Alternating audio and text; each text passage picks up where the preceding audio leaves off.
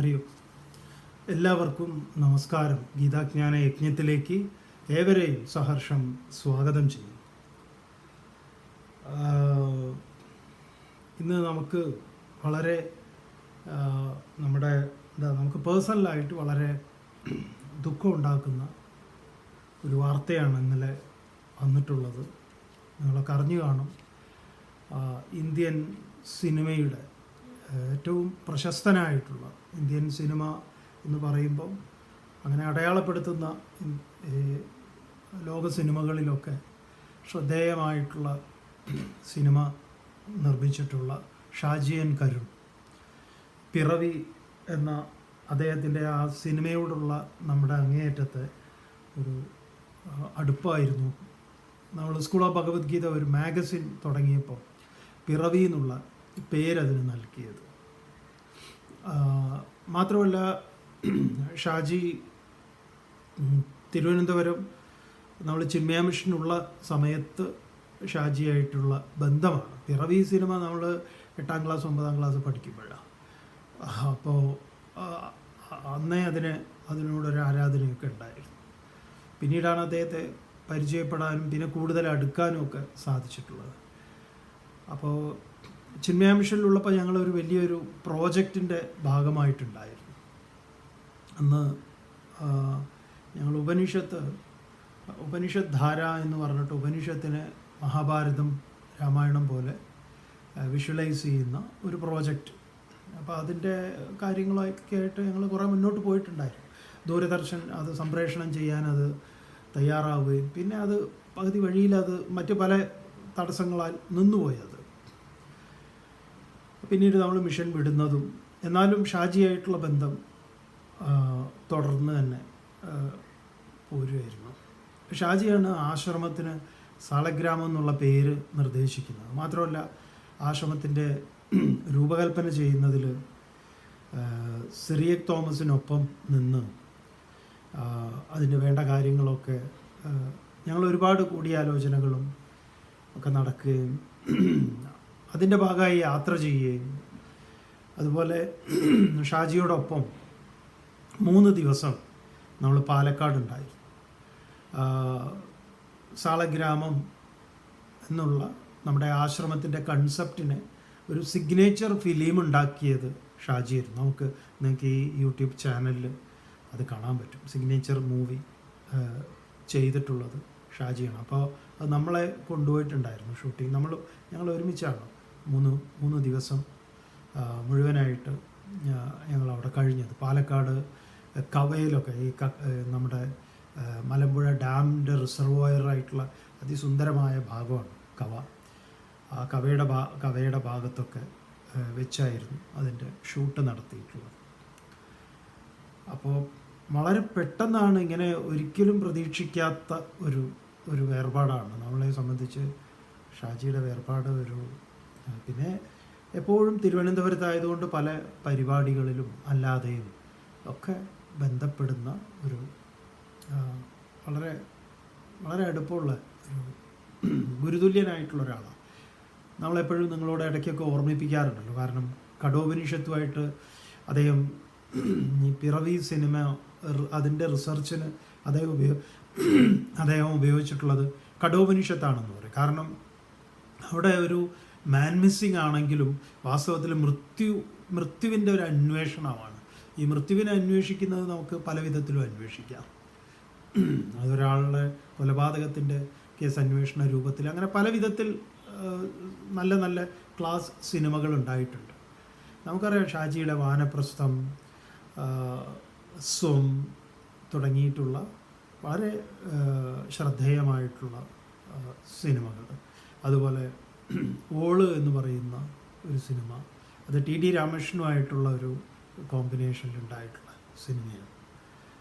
അങ്ങനെ ഈ വാരിക്കൂട്ടി ഇങ്ങനെ സിനിമ എടുക്കുക എന്നുള്ളതിനപ്പുറത്ത് പിന്നെ സർക്കാരിൻ്റെ പല ഔദ്യോഗിക ഉത്തരവാദിത്തങ്ങൾ, പുരോഗമന കലാസാഹിത്യ സംഘത്തിൻ്റെ ഉക്കാസയുടെ, അതുപോലെ സാഹിത്യവും അതുപോലെ അതുമായിട്ട് ബന്ധപ്പെട്ട പല ഔദ്യോഗിക പദവികളിലും ഇരുന്നിട്ടുള്ള ഒരാളാണ്. അപ്പോൾ നമുക്ക് പേഴ്സണലായിട്ട് അദ്ദേഹത്തിൻ്റെ ആ ദേഹവിയോഗം വേദന ഉണ്ടാക്കുന്ന ഒന്നാണ്. നിങ്ങൾക്ക് ഓരോരുത്തർക്കും അറിയുന്ന ഒരാളാണല്ലോ നമ്മുടെ മലയാളത്തിൽ. ഇങ്ങനെയുള്ള ആളുകളൊക്കെ മലയാളത്തെ പ്രത്യേകം അടയാളപ്പെടുത്തിയിട്ടുള്ളവരാണ് അവരുടേതായിട്ടുള്ള സർഗശേഷി കൊണ്ട്. മാത്രമല്ല, നമ്മൾ ഇപ്പോഴും ആലോചിക്കുന്നു, നമ്മുടെ സ്കൂൾ ഓഫ് ഭഗവത്ഗീതയുടെ ഉദ്ഘാടന സമയത്ത് അതിൻ്റെ കുറേ ദിവസങ്ങൾ മുമ്പ് തന്നെ അദ്ദേഹം അതിനുവേണ്ടി ഒരുപാട് സമയം, ഞങ്ങൾ ആ സമയത്തൊക്കെയാണ് ഏറ്റവും കൂടുതൽ അടുക്കുന്നതും സംസാരിക്കുന്നതും ഒക്കെ. അപ്പോൾ അതിൽ പങ്കെടുത്തിട്ടുള്ളവർക്കറിയാം, അത് നമ്മുടെ തിരുവനന്തപുരത്ത് യൂണിവേഴ്സിറ്റി സെനറ്റ് ഹാളിൽ വെച്ചിട്ടുള്ള ഒരു വലിയ പരിപാടി ഉണ്ടായിരുന്നു. അതിലും അദ്ദേഹത്തിൻ്റെ ഒരു സാന്നിധ്യവും അതിൻ്റെ കുറേ കാര്യങ്ങളൊക്കെ ചെയ്യുന്നതിൽ, അതിൻ്റെ സ്റ്റേജും മറ്റു കാര്യങ്ങളൊക്കെ ചെയ്യുന്നത്. അതുപോലെ ഞങ്ങളൊരു പ്രീ പാർലമെൻറ്റ് സമ്മിറ്റ് നടത്തിയ സമയത്ത് ഇങ്ങനെ നമ്മുടെ എല്ലാ കാര്യങ്ങൾക്കും ഇടയ്ക്കൊക്കെ ഫോൺ ചെയ്യുക, അന്വേഷിക്കുക, അങ്ങനെയൊക്കെയുള്ള ആ സൗഹൃദം വളരെ നന്നായിട്ട് സൂക്ഷിച്ചിട്ടുള്ളതാണ്. ഒരു കാൻ ഫിലിം ഫെസ്റ്റിവൽ നമ്മൾ അദ്ദേഹത്തിനോട് പറഞ്ഞിട്ടുണ്ട്, നമുക്ക് ഒരിക്കൽ അങ്ങയുടെ കൂടെ ഫിലിം ഫെസ്റ്റിവലിൽ പങ്കെടുക്കണം. കാൻ ഫിലിം ഫെസ്റ്റിവൽ നമ്മുടെ ഒരു വലിയൊരു സ്വപ്നമാണ്, ഒരിക്കൽ അത് പോകാം. അപ്പോൾ അദ്ദേഹം പറഞ്ഞു തീർച്ചയായിട്ടും പോവാം, അങ്ങയുടെ സൗകര്യം. അപ്പോൾ പല ഫെസ്റ്റിവലിൽ അദ്ദേഹം നമ്മളെ അറിയിക്കാറുണ്ട്, പക്ഷേ നമുക്ക് ഇതുവരെ അദ്ദേഹത്തിനൊപ്പം ഒരു ഫെസ്റ്റിവൽ പങ്കെടുക്കാൻ സാധിച്ചിട്ടില്ല. ഏതായാലും അദ്ദേഹത്തിൻ്റെ സുഹൃത്തുക്കൾക്കും ബന്ധുമിത്രാദികൾക്കും അദ്ദേഹത്തെ സ്നേഹിക്കുന്ന, ആരാധിക്കുന്ന, ബഹുമാനിക്കുന്ന എല്ലാവർക്കും ഒപ്പം സ്കൂൾ ഓഫ് ഭഗവത്ഗീതയുടെ സാളഗ്രാമം ആശ്രമത്തിൻ്റെ ആചാര്യൻ എന്നുള്ള നിലയിൽ വ്യക്തിപരമായിട്ടും ആശ്രമത്തിന് വേണ്ടി ഒക്കെ ബന്ധുമിത്രാദികൾക്കൊപ്പം ആ ദുഃഖത്തിൽ, അതീവമായ ദുഃഖത്തിൽ നമ്മൾ പങ്കുചേരുന്നു.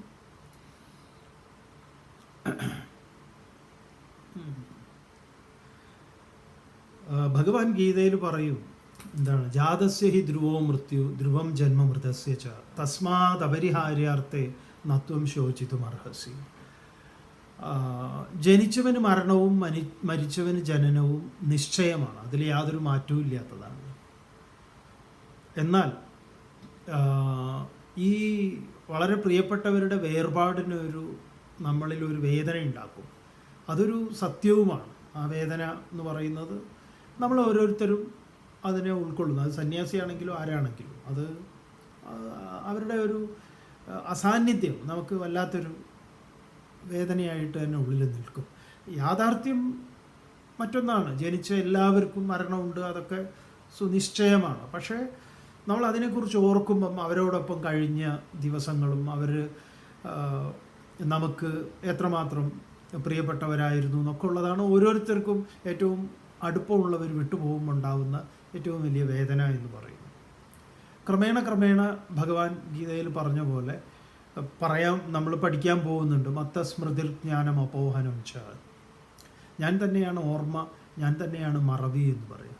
ഞാൻ ഇത്തരം തീവ്രമായ ദുഃഖങ്ങളെയൊക്കെ നമ്മളിൽ നിന്ന് സാവകാശം എടുത്തു മാറ്റുന്നതിനും അതുപോലെ മുന്നിലേക്കുള്ള ജീവിതത്തിൻ്റെ സ്മൃതി ഓർമ്മപ്പെടുത്തലും, ഇത് രണ്ടും ഞാനാണെന്ന് പറയും. മത്തസ്മൃതിർ ജ്ഞാനം അപോഹനം ച.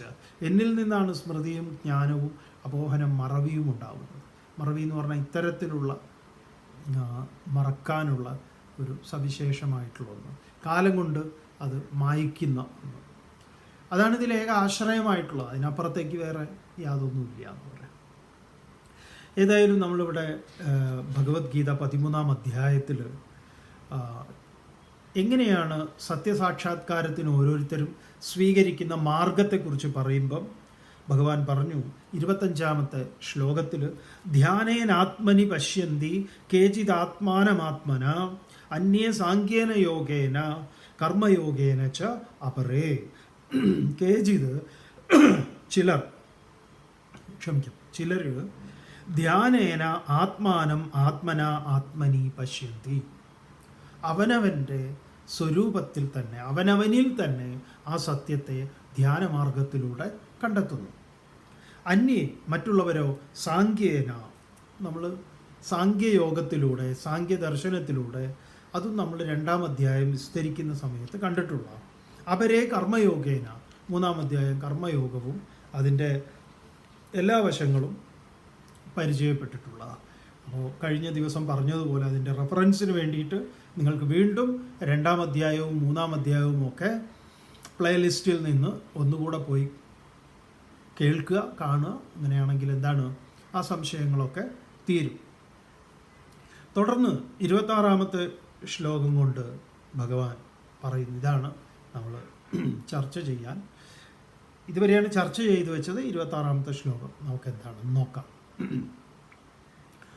അന്യേ ത്വേവമജാനന്ദഃ ശ്രുത്വാന്യേഭ്യ ഉപാസതേ തേപി ചാതിതരന്ത്യേവ മൃത്യും ശ്രുതിപരായണാഃ. അന്യേ എന്നാൽ മറ്റു ചിലർ, അന്യേതു മറ്റു ചിലരാകട്ടെ, ഏവം അജാനന്ദഃ ഇപ്രകാരം അറിയാത്ത, ഇതൊന്നും അറിയാത്ത ആളുകളുണ്ട്. ഈ ജ്ഞാനവും കർമ്മവും യോഗവും ഒന്നും അറിയാത്തതായിട്ടുള്ള ആളുകൾ. ഏവം അജാനന്ദഃ അന്യേതു അങ്ങനെയുള്ളവരാകട്ടെ, അന്യേഭ്യ ശ്രുത്വ ഉപാസതേ. എന്താണ് അന്യേഭ്യ? മറ്റുള്ളവരിൽ നിന്ന്. ഇപ്പോൾ ഇങ്ങനെ ഇതൊക്കെ പഠിച്ചിട്ടുള്ള ആളുകൾ, ഇപ്പോൾ ഇത് കേൾക്കുന്ന നിങ്ങളെല്ലാവരും ഗുരുകുലവാസം അനുഷ്ഠിച്ച് അത്തരമൊരു ഗുരുകുലവാസത്തിലൂടെ ഈ ശാസ്ത്രം അധ്യയനം ചെയ്തവരല്ല. അപ്പോൾ നമ്മളെ സംബന്ധിച്ച് വ്യക്തിപരമായി അതിനുള്ള വലിയൊരു സൗഭാഗ്യം അതുണ്ടായി ജീവിതത്തിൽ. അപ്പോൾ ആ ഒരു ഗുരുമുഖത്തിരുന്ന് ആശ്രമത്തിൽ ജീവിച്ച് ആശ്രമത്തിൽ ഗുരുവിൻ്റെ കീഴിൽ അവിടെയുള്ള ആ ഒരു ചിട്ടവട്ടങ്ങളിലൂടെ ഇത് പഠിക്കാൻ സാധിച്ചു എന്നുള്ളതാണ്. അങ്ങനെ ഈ മഹാത്മാക്കളായിട്ടുള്ള കുറേ ആളുകളുമായിട്ടുള്ള സമ്പർക്കവും അവരിൽ നിന്നൊക്കെ അറിയാൻ കഴിഞ്ഞത് നമ്മൾ മറ്റുള്ളവരുമായിട്ട് നിങ്ങളുമായിട്ട് പങ്കുവെക്കുന്ന സമയത്ത് അങ്ങനെ കേൾക്കുന്നതിലൂടെ, അതാണ് ഇവിടെ നമ്മളെ പോലുള്ള അല്ലെങ്കിൽ മറ്റുള്ള ആളുകളിൽ നിന്നൊക്കെ അങ്ങനെയാണ് ഇവിടെ അന്യേഭ്യ ശ്രുത്വ മറ്റുള്ള ആളുകളിൽ നിന്ന് കേട്ടിട്ട് ഉപാസതേ അവരെന്ത് ചെയ്യുന്നു? ആ മാർഗത്തെ അതുവഴി സഞ്ചരിക്കുന്നു, അതുവഴി ശ്രമിക്കുന്നു, അതിനെ അറിയാൻ ശ്രമിക്കുന്നു. ആരാണ് ഇതൊക്കെ ഒന്ന് പറഞ്ഞു തരാനുള്ളത്? അങ്ങനെ ഇപ്പോൾ നമ്മൾ ഈ ഓൺലൈനായിട്ട് ഇതൊക്കെ ചെയ്യുമ്പം ഇങ്ങനെ നമ്മൾ ഫോണിലോ ടി വിയിലോ അങ്ങനെ എന്തെങ്കിലുമൊക്കെ കേട്ട് നമ്മളതിനെ മനസ്സിലാക്കി അതിനനുസരിച്ച് നമ്മളിതിനെ ചിട്ടപ്പെടുത്തി എടുക്കുന്നു. അങ്ങനെ എന്തു ചെയ്യുന്നു? ചിലർക്കിത് നേരിട്ട് പഠിക്കാനും മനസ്സിലാക്കാനും ഇത്യാദി കാര്യങ്ങൾക്കൊക്കെ സാധിക്കുന്നു. എന്നാൽ മറ്റു ചിലരാകട്ടെ, ഇതൊന്നും അറിയാത്ത ആളുകൾ അന്യേഭ്യ ശ്രുത്വ ഉപാസതേ അത് കേട്ടിട്ട് അവരെന്ത് ചെയ്യുന്നു? ഉപാസിക്കുന്നു. ശ്രുതിപരായണാഹ തേ അപി ശ്രുതിപരായണാഹ ആ ശ്രുതി കേൾക്കുന്നതിൽ തത്പരരായിട്ടുള്ള, കേൾക്കാൻ ഇച്ഛയുള്ള, ശ്രോതും ഇച്ഛ, ആ ആഗ്രഹമുള്ള ശ്രദ്ധാലുക്കളായിട്ടുള്ള അവരും തേ അപി അവരും മൃത്യും അതിതരന്തിയേവ അവരും എന്ത് ചെയ്യുന്നു? ഈ മരണത്തെ ജയിക്കാനുള്ള യോഗ്യത ആർജിക്കുന്നു എന്ന് പറയും. അപ്പോൾ ധ്യാനയോഗം, സാംഖ്യയോഗം, കർമ്മം ഈ 3 മാർഗത്തിലും പെടാത്ത, ഇതൊന്നും അറിയാത്തവരും എന്താണ് ഇങ്ങനെയൊക്കെ കേട്ടിട്ട്, ഗുരുക്കന്മാരിൽ നിന്ന് കേട്ടിട്ട്, ജ്ഞാനികളായിട്ടുള്ള ആളുകൾ പറയുന്നതൊക്കെ കേട്ട്, അതാണ് ഈ സത്സംഗത്തിൻ്റെ മഹത്വം എന്ന് പറയാം. ശങ്കര ഭഗവത്പാദർ പറയും, സത്സംഗത്വേ നിസ്സംഗത്വം. സത്സംഗം കൊണ്ട് എന്താണ് ഗുണമുണ്ടാവുന്നത്? എന്താണ് ഈ സത്സംഗം? ഇതാണ് ഈ സത്തുമായി ചേർന്ന് നിൽക്കാൻ നമ്മെ പ്രേരിപ്പിക്കുന്നത്. സത്സംഗത്വേ നിസ്സംഗത്വം. പിന്നെ നിസ്സംഗം ഉണ്ടാവും. സത്സംഗം ഹേതുവായി നിസ്സംഗം ഉണ്ടാവും. ഏതിനോടാണ് നിസ്സംഗം ഉണ്ടാവുന്നത്? നമുക്ക് പ്രത്യേകിച്ച് താല്പര്യമില്ലാത്തതിനോടൊക്കെ, നമുക്ക് താല്പര്യമില്ലാത്തതെന്നല്ല, അതിൽ നമ്മൾ ഊർജം ചെലവഴിക്കുന്നത് കൊണ്ട് ഒരു ഗുണവുമില്ല എന്നറിയുമ്പോൾ നമ്മൾ അതിൽ എന്തുണ്ടാവും? നമുക്കതിൽ സംഘം ഉണ്ടാവില്ല. അങ്ങനെ ആ സത്സംഗത്തിലൂടെ നിസ്സംഗതയുണ്ടാവുന്നു. നിരർത്ഥകമായതിനോട് സംഘമില്ലായ്മ നാം കൈവരിക്കുന്നു. സത്സംഗത്വേ നിസ്സംഗത്വം. നിസ്സംഗത്വേ നിർമോഹത്വം. ആ നിസ്സംഗം ഹേതുവായിട്ടാണ് മോഹങ്ങളൊക്കെ അസ്തമിക്കുന്നത്, നിർമോഹത്വം ഉണ്ടാവുന്നത്. നിർമോഹത്വേ നിശ്ചലതത്വം. ഈ നിർമോഹത്തിൽ നിന്നാണ് തത്വം നിശ്ചലമായി. തത്വം എന്ന് പറഞ്ഞു കഴിഞ്ഞാൽ ആ സത്യം ആടിക്കളിക്കുന്നതല്ലാതെ ഉറപ്പുറ്റ ബോധ്യമായി വരുന്നത്. നിശ്ചല തത്വം. നിശ്ചല തത്വേ ജീവൻ മുക്തി. അതിനെയാണ് ജീവൻ മുക്തി എന്ന് പറയുന്നത്. അപ്പം സത്സംഗത്വേ നിസ്സംഗത്വം, നിസ്സംഗത്വേ നിർമോഹത്വം, നിർമോഹത്വേ നിശ്ചലതത്വം, നിശ്ചലതത്വേ ജീവൻ മുക്തി. അപ്പോൾ ഈ സത്സംഗം ജീവൻ മുക്തിക്ക് കാരണമാകുന്നു എന്ന് പറഞ്ഞു കഴിഞ്ഞാൽ ഇവിടെ നേരത്തെ ഭഗവാൻ പറഞ്ഞതുപോലെ ശ്രുതിപരായണാഹ അന്യേച്ച, ചിലർ ഈ പറയുന്ന കേട്ടിട്ട് അവർക്ക് എന്തുണ്ടാവുന്നു? സത്സംഗം ഹേതുവായി നിസ്സംഗവും നിർമോഹത്വവും നിശ്ചലതത്വവും ജീവൻ മുക്തിക്കും കാരണമായി തീരുന്നു. തുടർന്ന് ഭഗവാൻ പറയാം വീണ്ടും 27ാമത്തെ ശ്ലോകം കൊണ്ട്, യാവത് സംജായതേ കിഞ്ചിത് സത്വം സ്ഥാവരജംഗമം ക്ഷേത്ര ക്ഷേത്രജ്ഞയോ സംഗാത് ക്ഷേത്ര ക്ഷേത്രജ്ഞ സംയോഗാത് തദ്വിദ്ധി ഭരതർഷഭ. യാവത് സംജായതേ കിഞ്ചിത്, ഹേ ഭരതർഷഭ, സത്വം സ്ഥാവരജംഗമം ക്ഷേത്ര ക്ഷേത്രജ്ഞ സംയോഗാത് തദ്വിദ്ധി ഹേ ഭരതർഷഭ. അല്ലയോ ഭരതകുലോത്തമനായിട്ടുള്ള അർജുന, സ്ഥാവരം ജംഗമം യാവത്, സ്ഥാവരം ഇളകുന്നത്, ഇളകുന്നതും ഇളകാത്തതും ആയിട്ടുള്ള എന്തൊക്കെ ഈ സ്ഥാവര ജംഗമം എന്നുള്ളത് നമുക്ക് മലയാളത്തിൽ നമ്മൾ എപ്പോഴും ഉപയോഗിക്കുന്ന ഒരു വാക്കാണ്. എവിടെയാണ് അത് ഉപയോഗിക്കുന്നതെന്ന് പറഞ്ഞു കഴിഞ്ഞാൽ ഈ നമ്മുടെ ആധാരത്തിലൊക്കെ ഇല്ലേ, സ്ഥാവര ജംഗമ സ്വത്തുക്കൾ എന്ന് പറഞ്ഞാൽ അവിടെ വല്ല കാറോ പശുവോ എന്തൊക്കെ ഉണ്ടെങ്കിലൊക്കെ അതിൽ പെടും. ഇതെല്ലാം കൂടെ അടക്കി ജപ്തി ചെയ്യേ അല്ലെങ്കിൽ വിൽപ്പന നടത്ത് എന്തെങ്കിലുമൊക്കെ വരുന്ന സമയത്ത് ഉണ്ടാവുന്നതാണ്. അതവിടെ എന്തൊക്കെ ഉണ്ടോ അതെല്ലാം എടുത്തു മാറ്റാവുന്നതും മാറ്റാൻ പറ്റാത്തതായിട്ടുള്ളതും എല്ലാം, ഫർണിച്ചറും വാഹനങ്ങളും എല്ലാം അതിൽപ്പെടും. സ്ഥാവരവും ജംഗമവും ചേർത്ത് കഴിഞ്ഞാൽ. അപ്പോൾ അത് വാക്ക് നമ്മൾ പലപ്പോഴും ഈ ഇത്തരം പ്രമാണങ്ങളൊക്കെ ചെയ്യുന്ന സമയത്ത് ഇപ്പോഴും ഉപയോഗിക്കുന്ന ഒരു ലളിതമായത് കോടതി വ്യവഹാരത്തിലൊക്കെ വരുന്ന ഒരു ഭാഷയാണ്. അപ്പോൾ ഇവിടെ സ്ഥാവര ജംഗമം ചരമായതും അചരമായതും, യാവത് കിഞ്ചിത് അതെല്ലാം തന്നെ സത്വം സംജായതേ, അതൊക്കെ തന്നെ ഇതിൽ നിന്നും സംജായതേ ജനിക്കുന്നതാണ്. അത് ക്ഷേത്ര ക്ഷേത്രജ്ഞ സംയോഗാത്, ക്ഷേത്രത്തിൻ്റെയും ക്ഷേത്രജ്ഞൻ്റെയും സംയോഗാത് വിധി, അതിൻ്റെ സംയോഗത്തിൽ നിന്ന് ഉണ്ടാകുന്നതാണ് എന്ന് നീ അറിയണം. ക്ഷേത്രം എന്ന് പറഞ്ഞാൽ ശരീരം, ക്ഷേത്രജ്ഞൻ എന്ന് പറഞ്ഞാൽ ആ ശരീരത്തെ ചൈതന്യവത്താക്കുന്നത്. അപ്പോൾ ഇതിൻ്റെ രണ്ടിൻ്റെയും സംയോഗത്തിൽ നിന്ന് മറ്റു പലതും ഉണ്ടാകുന്നു. അചരവും ചലിക്കുന്നതും ചലിക്കാത്തതും ഒക്കെ ആയിട്ടുള്ളത്. അപ്പം നമ്മുടെ ശരീരത്തിൽ തന്നെ നോക്കിയാൽ പോരെ, നമ്മുടെ മുടി, നഖം, മുടിയൊക്കെ പ്രത്യേകിച്ച് അതിനൊരു ജീവൻ എന്ന് പറയുന്ന മുടിയെ നമ്മളിങ്ങനെ വെറുതെ ഒന്ന് പിടിച്ച് ഞെക്കുക അല്ലെങ്കിൽ മുറുക്കുക അല്ലെങ്കിൽ മുടി വെട്ടാൻ പോകുമ്പോൾ നമുക്ക് വേദന കൊണ്ട് പുളയുന്നുണ്ടോ ബാർബർ ഷോപ്പൊന്നും? ഇല്ലല്ലോ. അതുപോലെയാണോ നമ്മുടെ ദേഹത്ത്? അല്ല. അപ്പോൾ അതെവിടുന്നാണ് ഉണ്ടാകുന്നത്? അതിന് പ്രത്യേകിച്ച് അത് ചരമായിട്ടുള്ളതല്ല. എന്നാൽ മുടി വളരുന്നുണ്ട്, വളർച്ചയുണ്ട്. അതേസമയം അതിന് ചേതനയെ പ്രകടമാക്കാൻ സാധിക്കുന്നതല്ല. അതെവിടുന്നാണ്? ഈ സംയോഗത്തിൽ നിന്നുണ്ടാവുന്നത്. അങ്ങനെ പല സാധനവും ഉണ്ടല്ലോ നമുക്ക് ഈ വിശ്വത്തിൽ. അങ്ങനെ നമുക്ക് കാണാം. അതെല്ലാം തന്നെ ഈ രണ്ടിൻ്റെ സംയോഗത്തിൽ നിന്നാണ്.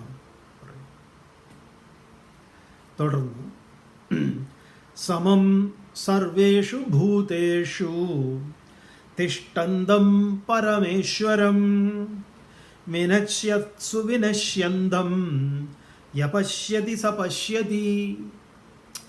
ജ്ഞാനിയുടെ ലക്ഷണം പറയാൻ ഭഗവാൻ.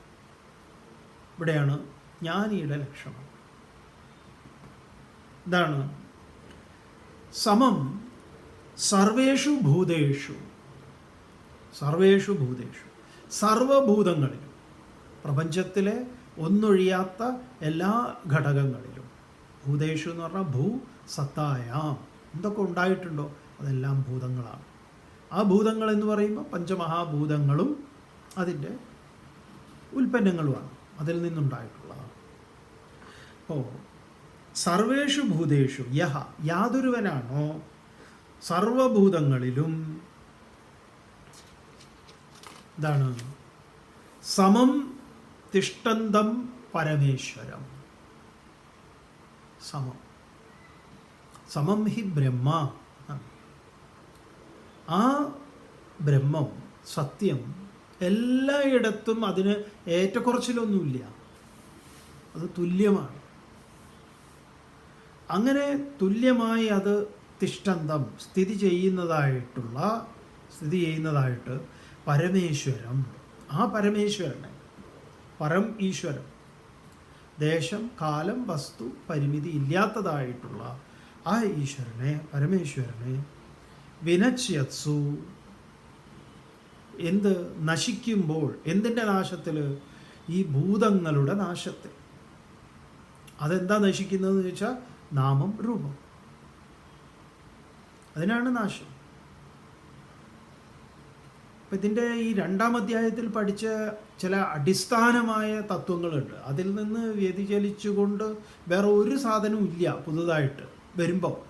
കാരണം അത് അത് വിട്ടുപോകരുത്. അത് ഇതിൻ്റെ എന്താ പറയുക, ഫണ്ടമെൻ്റൽ പ്രിൻസിപ്പലാണ്. അതെന്താണ്?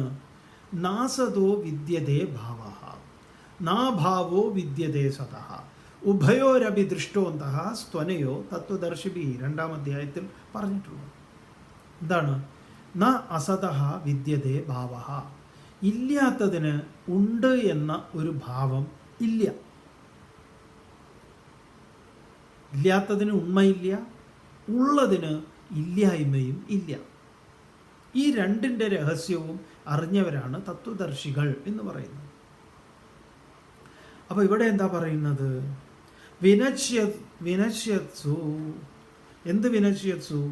ഭൂതങ്ങളുടെ നാശത്തിൽ എന്ന് പറഞ്ഞാൽ എന്താ അവിടെ നശിക്കുന്നത്? നാമവും രൂപവും. ഒരു രൂപം കൈയൊഴിയുന്നു, അതോടുകൂടി ആ സാധനം ഇല്ല എന്ന് പറയുന്നു. പിന്നെ പുതിയ രൂപം കൈക്കൊള്ളുന്നു. ഇതാണ് ജനിമൃതി എന്ന് പറയുന്നത്. അങ്ങനെ ഇതിൻ്റെ ഇല്ലായ്മയിൽ വിനശ്യത്സു, ഭൂതങ്ങളുടെ ഇതിൻ്റെയൊക്കെ വിനശ്യത്സു, ഭൂതങ്ങൾ നശിക്കുമ്പോഴും അവിനശ്യന്തം, അവിനാശിയായിട്ടുള്ള നശിക്കാത്ത സത്യത്തെ യഹ പശ്യതി, ആര് കാണുന്നു? സഹ പശ്യതി, അവൻ കാര്യത്തെ കാണുന്നു. അവനാണ് ജ്ഞാനി. യ പശ്യതി സ പശ്യതി, ആര് കാണുന്നു? അവൻ കാണുന്നു. ഭഗവത്പാദർ മറ്റൊരിടത്ത് പറയും, ഭജഗോവിന്ദത്തിൽ, ജഡിലോ മുണ്ടി ലുഞ്ചിതകേശ കാഷായാംബര ബഹുകൃതവേഷ പശ്യന്നപി നച പശ്യതി മൂഢ. പശ്യന്നപി നച പശ്യതി, കാണുന്നു എന്നാലും കാണുന്നില്ല, കാണാത്ത പോലെ അവൻ നടിക്കുന്നു. എന്തിനാ? ഉദരനിമിത്തം ബഹുകൃതവേഷ, വയറ്റുപഴപ്പിന് വേണ്ടിയിട്ട്. അവിടെ അത് പറഞ്ഞു, പശ്യന്നപി നച പശ്യതി മൂഢ, പശ്യൻ ന പശ്യതി, കാണുന്നു കാണുന്നില്ല. ഇത് ഇയാളെപ്പോൾ കണ്ടു ഇപ്പം കാണുന്നില്ല എന്ന് പറയുന്നത് പോലെയല്ല. നമുക്കറിയില്ലേ, പലതും അവർ പറയുമ്പം അറിയാം, അവർക്ക് പറയുന്നത് ഉടായ്പാണ് എന്നറിയാം, എന്നാലും ഈ ഉടായ്പ് പറയണം.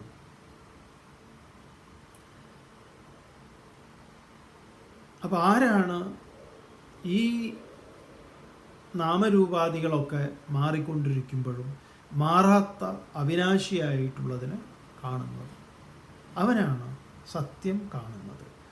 ആ ജ്ഞാനിയുടെ ലക്ഷണത്തെ തുടർന്നും പറയുക, ജ്ഞാനി എങ്ങനെയാണ് ഈ വിശ്വത്തെ കാണുന്നത് എന്നുള്ളത്. സമം പശ്യൻ ഹി സർവത്ര സമവസ്ഥിതമീശ്വരം നഹിനസ്ത്യാത്മനാത്മാനം തതോ യാതി പരാംഗതിം. 29ാമത്തെ ശ്ലോകം. സമം പശ്യൻ ഹി സർവത്ര. ഹി എന്തുകൊണ്ടെന്നാൽ സർവത്ര സമം, എല്ലായിടത്തും ഏതിനെ? ആ സമമായിരിക്കുന്ന ബ്രഹ്മത്തെ, സത്യത്തെ. സമം സമവസ്ഥിതം, അതങ്ങനെ നിലകൊള്ളും എല്ലായിടത്തും. സമം സമവസ്ഥിതം. ഏത്? ഈശ്വരം, ഈശ്വരനെ പശ്യൻ, ആര് കാണുന്നു?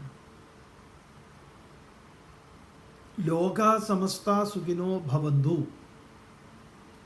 എന്ന് പറഞ്ഞാൽ എന്താ? സമസ്ത ലോകവും സുഖമായിരിക്കട്ടെ.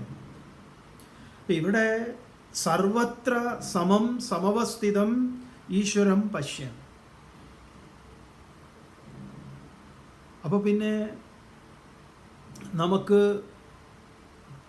ഒരു സത്യാന്വേഷകൻ, ആത്മാന്വേഷകൻ, ഒരു ആത്മീയ ചര്യയെ പിന്തുടരുന്ന ഒരാൾ, അല്ലെങ്കിൽ ആത്മീയ മാർഗത്തെ പരിശീലിക്കാൻ ശ്രമിക്കുന്ന ഒരാൾ, അയാളുടെ മുന്നിൽ എപ്പോഴും അവസരങ്ങൾ വരും അവനവനെ അറിയാൻ. അത് മാത്രം നിങ്ങൾ നോക്കിയാൽ മതി. ഈ ശ്ലോകം സന്ദർഭവശാൽ വന്നു, അതുകൊണ്ട് പറയുന്നു. സർവത്ര ഈ സമവസ്ഥിതം ഈശ്വരം പശ്യൻ. തുടർന്ന് പറയുന്നത് എന്താ? ആത്മന ആത്മാനം ന ഹിനസ്തി. അങ്ങനെ ഈശ്വരം പശ്യൻ, ഈശ്വരനെ കാണുന്ന, എല്ലായിടത്തും ആ സത്യത്തെ കാണുന്ന, ആത്മന ആത്മാനം, ആത്മാവ് കൊണ്ട്, തന്നെ കൊണ്ട് തന്നെ ആത്മാനം ന ഹിനസ്തി. അവൻ ഹനിക്കുന്നില്ല, അവനെ ഹനിക്കുന്നില്ല. കാരണം മറ്റൊന്നിനോട് അവമതിപ്പുണ്ടാക്കുന്നത് അവനവനെ ഹനിക്കലാണ്. എന്തുകൊണ്ട്? എന്നിട്ട് പറയുന്നു, തഥാ അനന്തരം പരാം ഗതിം യാതി. അവനാണ് പരമമായ ഗതിയെ പ്രാപിക്കുന്നത്. അപ്പോൾ ഇവിടെ ഈ കോണ്ടസ്റ്റിൽ നമ്മൾ പറയാം, അപ്പോൾ സന്ദർഭമാണ്. പ്രത്യേകിച്ച് ഓരോരോ സന്ദർഭത്തിലാണ് നമുക്ക് നമ്മളെ തിരിച്ചറിയാനുള്ള ഏറ്റവും നല്ല ഒരു അവസരം ഉണ്ടാവും. ഇപ്പം നാട്ടിൽ മൊത്തത്തിൽ ആളുകൾക്ക് ഓരോരുത്തർ ഇങ്ങനെ ഈ ചില വാട്സാപ്പ് ഗ്രൂപ്പുകളിലൊക്കെ ഓരോരുത്തർ നമ്മളെ ഇങ്ങനെ ചേർത്തിട്ടുണ്ട്. ആധ്യാത്മിക ഗ്രൂപ്പാണ്, വാട്സാപ്പ് ഗ്രൂപ്പാണ്, ആത്മീയം, ഇതൊക്കെയാണ് അവരുടെ ചർച്ച. പക്ഷേ ഇപ്പോൾ കൊടുമ്പിരി കൊണ്ടിരിക്കുന്ന ചർച്ച എന്താന്ന് പറഞ്ഞാൽ, പാകിസ്ഥാൻ ഒരു തുള്ളി വെള്ളം കൊടുക്കരുത്, ഇവന്മാരെ എല്ലാറ്റിനെയും, ഇവിടുന്ന് എല്ലെണ്ണത്തിനെയും വെടിവെച്ച് കൊല്ലണം. എന്താ നിങ്ങൾ, എന്ത് സ്പിരിച്വാലിറ്റിയാണ് നിങ്ങൾ മനസ്സിലാക്കുന്നത്? നിങ്ങൾക്ക് ആർക്കെങ്കിലും, ഈ കേൾക്കുന്ന ആർക്കെങ്കിലും പാകിസ്ഥാൻകാരനോട് ഏതെങ്കിലും തരത്തിലുള്ള വെറുപ്പോ വിദ്വേഷമോ ഉണ്ടാകുന്നുണ്ടെങ്കിൽ സ്പിരിച്വലി നിങ്ങൾ അതിൻ്റെ അയലത്തേക്ക് എത്തിയിട്ടില്ല, അടുത്തേക്ക് പോലും എത്തിയിട്ടില്ല. നിങ്ങളുടെ മനസ്സിൽ നിന്ന് അതെല്ലാം മാറ്റേണ്ടതാണ്. കാരണം ഈ നമ്മൾ പഠിക്കുന്ന ശ്ലോകങ്ങളുമായിട്ട് അത് പൊരുത്തപ്പെടില്ല. നമ്മുടെ കുറേ കഴിവുകളുണ്ട്, അതിനെ നമുക്ക് വിമർശിക്കാം. നോട്ട് നിരോധിക്കുമ്പോൾ പറഞ്ഞിരുന്നു, ഇതൊക്കെ എന്തോ നോട്ട് നിരോധിക്കുന്ന തന്നെ ഇവിടുത്തെ ആതങ്കവാദം, ഭീകരവാദം ഇതൊക്കെ നിർത്താനുള്ളതാണ്. നമ്മുടെ ഇൻ്റേണൽ സെക്യൂരിറ്റി, ഇൻ്റലിജൻസ് സംവിധാനത്തിനൊക്കെ എന്താ, ഒരാൾ ഇത്രയും ഇവിടേക്ക് ഇങ്ങനെ കയറി, അതും ഇത്രയും ഇതായിട്ടുള്ള സ്ഥലമല്ലേ, അപ്പം അങ്ങനെയൊക്കെ കുറേ ഉണ്ടല്ലോ. അതിന് പകരം ഏതെയോ തലയ്ക്ക് വെളിവില്ലാത്ത കുറച്ച് ആളുകൾ ഈ പറഞ്ഞതുപോലെ കാര്യങ്ങൾ ചെയ്തു. അങ്ങനെ വെളിവില്ലാത്തവന്മാർക്ക് കയറി വരാൻ പറ്റുന്ന പാകത്തിലായിരിക്കരുത് നമ്മുടെ അതിർത്തിയെ പരിരക്ഷിക്കേണ്ട ഉത്തരവാദിത്വമുണ്ട്. ഒന്നത്. രണ്ട്, അങ്ങനെയുള്ളവർക്ക് അങ്ങനെയുള്ളതായിട്ടുള്ള നിയമപരമായിട്ടുള്ള ശിക്ഷാ കാര്യങ്ങൾ അതൊക്കെ കൊടുക്കാം, അതവിടെ നടക്കട്ടെ, അവരിൽ മാത്രം. നമ്മൾ എന്തിനാണ് ഒരു ജനതയ്ക്കെതിരായി ചിന്തിക്കുന്നത്? അത് ആത്മീയമാണോ? ഈ ആത്മീയ ഗ്രൂപ്പിൽ നടക്കുന്ന ചർച്ചയാണ്. ഒരു ഈ പറഞ്ഞ ആത്മീയതയുടെ ലേബിളുള്ള ഒരാൾ പാകിസ്ഥാൻ, അപ്പോൾ ലോകാ സമസ്ത സുഖിനോ ഭവന്തു പാകിസ്ഥാൻ ഒഴിച്ചെന്നാണോ? എന്താ അതിൻ്റെ അർത്ഥം? അല്ല, ഇവിടെ പറയുന്ന ഈ ശ്ലോകത്തിന് സമം പശ്യൻ ഹി സർവത്ര എന്ന് പറഞ്ഞാൽ പാകിസ്ഥാൻ ഒഴികെന്നാണോ? അങ്ങനെയുണ്ടോ? അങ്ങനെയാണോ ഇതിന് അർത്ഥം വരിക? അതുകൊണ്ട് നിങ്ങളോട് നമ്മൾ ദയവ് ചെയ്ത്, ഇതിൽ നിങ്ങൾ വേറെ ഒരു രാഷ്ട്രീയം കാണും. അത് നിങ്ങളുടെ ചില പ്രശ്നങ്ങളായിരിക്കാം. ഇത് നമ്മളോട് വിയോജിപ്പ് തോന്നുന്നവർക്ക് ഉള്ളിൽ ഒരു രാഷ്ട്രീയമുണ്ട്. ആ രാഷ്ട്രീയത്തോട് പൊരുത്തപ്പെടുന്നതായിരിക്കില്ല ഇത്. നമ്മൾ പറയുന്നത് രാഷ്ട്രീയമല്ല, ആത്മീയതയാണ്. ആത്മീയതയിൽ ശത്രുക്കളെ നമ്മൾ എണ്ണി വെക്കരുത്. ശത്രു നമുക്ക് ഉണ്ടാവരുത്. അജാത ശത്രു ആയിരിക്കണം നമ്മൾ. ചില വിയോജിപ്പുകൾ പറയാം, അതൊക്കെ പറഞ്ഞു പോവാം. അവർക്ക് നിങ്ങളോട് ആ വിയോജിപ്പിൻ്റെ കാര്യത്തിൽ ശത്രുത ഉണ്ടെങ്കിൽ അത് അവരുടെ പ്രാരബ്ധം, നിങ്ങളുടേതല്ല. അപ്പോൾ ഇത് പറയുമ്പോൾ തന്നെ നിങ്ങൾക്ക് സ്വാമി തുടങ്ങി രാഷ്ട്രീയം. ഇത് രാഷ്ട്രീയമൊന്നുമല്ല എന്ന്. ഇനി രാഷ്ട്രീയമാണെങ്കിൽ രാഷ്ട്രത്തെ സംബന്ധിക്കുന്നതാണ്. ഇതാണ് നമ്മുടെ ഗ്രന്ഥങ്ങളിലൊക്കെ പറഞ്ഞിട്ടുള്ളത്. ഭഗവത്ഗീത രാഷ്ട്രീയ ഗ്രന്ഥം അങ്ങനെ നോക്കിയാൽ എല്ലാം തന്നെ, നമ്മുടെ രാമായണമാണെങ്കിലും മഹാഭാരതമാണെങ്കിലും ഈവൻ ഉപനിഷത്ത് പോലെ വെറും കൊടി പിടിച്ചിങ്ങനെ എന്തെങ്കിലും പറയലല്ല രാഷ്ട്രീയം. അപ്പോൾ ദയവ് ചെയ്ത് ഇത്തരം, എന്തിനാ നമ്മളിത് നിങ്ങളോട് പറയണതെന്ന് പറഞ്ഞു കഴിഞ്ഞാൽ നമ്മളെ തന്നെ ഒരു പ്രത്യേക രീതിയിൽ രൂപകൽപ്പന ചെയ്യാനുള്ളതാണ്. അത് സ്പിരിച്വലായിട്ട് നമ്മളെ പരിശോധിക്കാനും പരീക്ഷിക്കാനും സ്വയം നമ്മൾ മഹാത്മജിയുടെ എൻ്റെ സത്യാന്വേഷണ പരീക്ഷണങ്ങൾ ഗീത അങ്ങനെയായിരിക്കണം. അപ്പം അവിടെ ഇതിനൊന്നും വലിയ സ്ഥാനമില്ല. ഇങ്ങനെ ശത്രുക്കളെ ഉണ്ടാക്കി വയ്ക്കുക, മതങ്ങളോട് വിദ്വേഷം, ഇന്നതിനോട് വിദ്വേഷം, എന്നിട്ട് ഇടയ്ക്കിടയ്ക്ക് എന്തോ, അതൊക്കെ വെറും തട്ടിപ്പ്, ഉടായ്പ്. അതിനൊന്നും ആധ്യാത്മികതയുടെ 7 അയലത്ത് അവർക്കൊന്നും എന്താ പറയുക, അവരൊന്നും എത്തില്ല. വെറുതെ ഇങ്ങനെ രാമകൃഷ്ണദേവനൊക്കെ പറയുന്നത് പോലെ എന്തൊക്കെയോ ഈശ്വരനാമൊക്കെ ചൊല്ലുന്നു എന്നുള്ളതേ ഉള്ളൂ. അതുകൊണ്ട് ഈ ശ്ലോകങ്ങളൊക്കെ നമുക്ക് ഇത് മനസ്സിലാവണമെങ്കിൽ നമ്മുടെ മനസ്സിൽ നിന്ന് അതെല്ലാം മായണം. അപ്പം നിങ്ങൾക്ക് ആർക്കെങ്കിലും, പ്രത്യേകിച്ച് ഈ സമയത്ത് ഒരുപാട് പേരിങ്ങനെ സോഷ്യൽ മീഡിയയിലൊക്കെ കൊണ്ടുപിടിച്ച് ചാനൽ ചർച്ചകളിലൊക്കെ തന്നെ എന്തൊക്കെ തോന്നിയാസങ്ങളാണ് പറയുന്നു.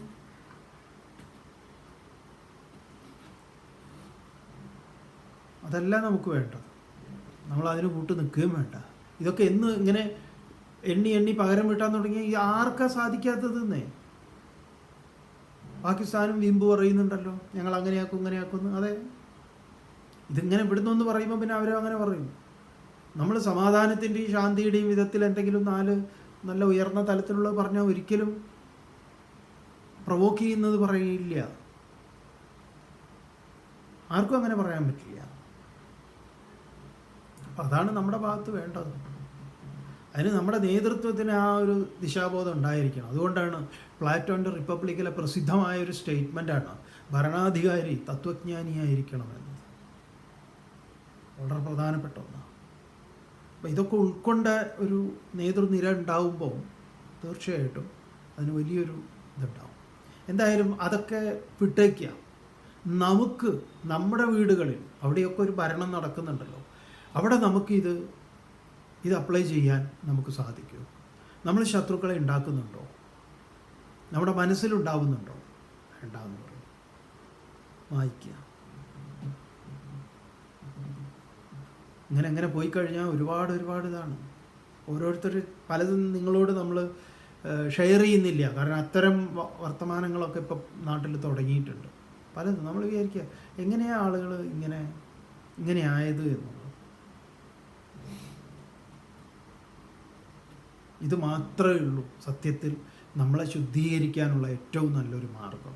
ഭഗവത്ഗീത പോലുള്ള അധ്യാത്മഗ്രന്ഥങ്ങൾ അതാണ് നമ്മളെ പരിശുദ്ധമാക്കിയെടുക്കും. നല്ല നമ്മൾ പറയുമല്ലോ, മാറാലിയൊക്കെ തട്ടി പൊടിയൊക്കെ അടിച്ച് വൃത്തിയാക്കി വെക്കുക എന്ന് പറയുന്നത് പോലെ നമ്മളെ വൃത്തിയാക്കുന്ന ഒരു സാധനം. അതിൽ ഓരോ ശ്ലോകങ്ങളും ചിലതൊക്കെ നമുക്കൊരു ചാട്ടവാറടി പോലെയായിരിക്കും. ഏതായാലും ഇതിൻ്റെ ബാക്കി ഭാഗങ്ങൾ നമുക്ക് നാളെ കാണാം. ഓം പൂർണ്ണമദഃ പൂർണ്ണമിദം പൂർണ്ണാത് പൂർണ്ണമുദച്യതേ പൂർണ്ണസ്യ പൂർണ്ണമാദായ പൂർണ്ണമേവാവശിഷ്യതേ. ഓം ശാന്തി ശാന്തി ശാന്തി.